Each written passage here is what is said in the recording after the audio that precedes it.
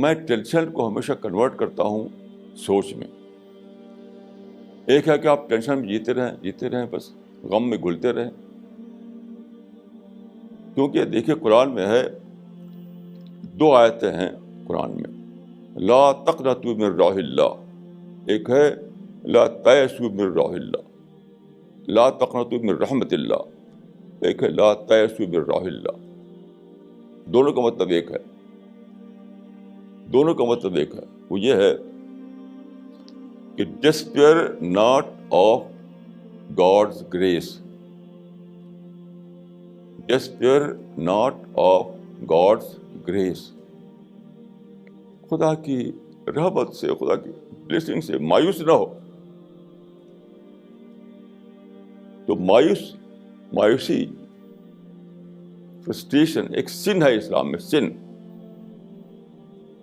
Disappear کو سن بتایا ہے.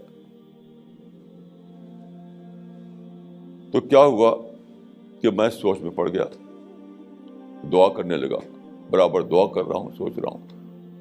تو صاحب اس ٹینشن سے ایک اتنی بڑی بات ڈسکوری مجھے ہوئی جو 1000 سال میں کسی کو نہیں ہوئی تھی. وہ آج تک وہ کسی کو اس پوائنٹ تک کوئی پہنچا نہیں جو اس ٹینشن نے مجھے پہنچا دیا. وہ کیا تھا؟ وہ یہ تھا کہ پرافٹ آپ جانتے ہیں کہ مکہ میں پیدا ہوئے, وہیں آپ کو پرافٹ ہوڈ ملی. تو اس کے بعد آپ نے مائگریشن مدینہ چلے گئے, مائگریشن کر کے, جو کہ ہجرت کہا جاتا ہے. تو ہجرت کیا ہے؟ لوگ سمجھتے ہیں ہجرت مطلب ہے کہ جہاں ظلم ہو رہا ہے وہاں چلے جاؤ اور دوسری جگہ آباد ہو جاؤ. سمپلی امیگریشن کے معنی میں لیتے ہیں. لیکن میرے مائنڈ نے اس ٹینشن کے بعد ایک نئی چیز ڈسکور کی کہ مکہ اس وقت تھا ایک ایسی جگہ جہاں پرابلم تھے, مدینہ ایک جگہ تھی جہاں اپرچونیٹیز تھی.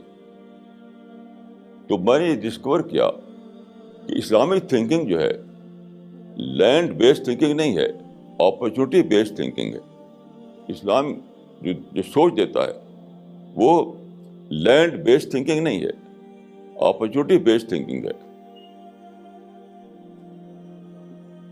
لوگ کیا لینڈ کے لڑ رہے ہیں ساری جگہ, جہاں بھی دیکھے مسلمان جو لڑ رہے ہیں جگہ جگہ لینڈ کے لیے لڑ رہے, زمین کے لیے, اپرچونیٹیز کے لیے.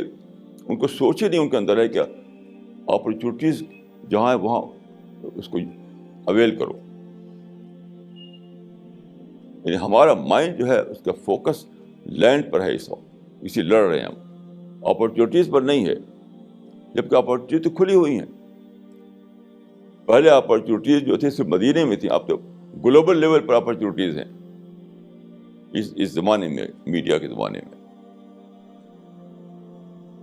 تو لینڈ بیسڈ تھنکنگ پہ لوگ جی رہے ہیں, جبکہ اسلام کی تعلیم یہ ہے کہ اپرچونیٹی بیسڈ تھنکنگ ہونا چاہیے آدمی کے اندر.